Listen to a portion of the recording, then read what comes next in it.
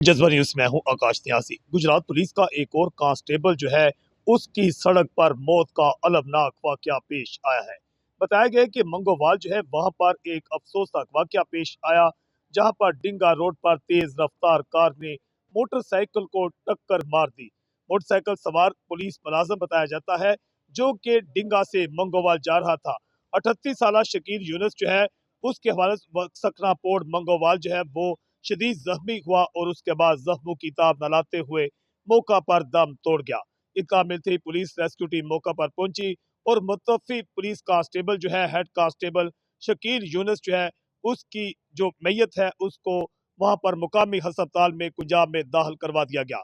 इस दिशा में पुलिस की जानिब से कार्रवाई भी की जा रही है, जबकि 3 रोज पहले ही गुजरात के इलाका जलापुर जट्टा में एक सीसीटी पुलिस एहलकार जो है उसको सईद फयाज शाह को गोलियां मारकर शहीद कर दिया गया था। जबकि अब 3 रोज बाद जो है एक और पुलिस कांस्टेबल जो है ट्रैफिक हादसा में जिंदगी की बाजी हार गया है। तेज रफ्तारी से गाड़ियां चलाने वाले जो है सड़कों पर लोगों को कुचलते हुए नजर आ रहे हैं, मगर तेज रफ्तारी के खिलाफ जो है उस सतह पर पैमाने पर जो है ऑपरेशन नजर नहीं आ रहा। जबकि एक रोज पहले ही डिंगा में 2 अफराद जो है वो भी तेज रफ्तार गाड़ी की जद में आकर वहां पर जिंदगी की बाजी हार गए थे। जज्बा न्यूज से मैं हूं आकाश न्याज।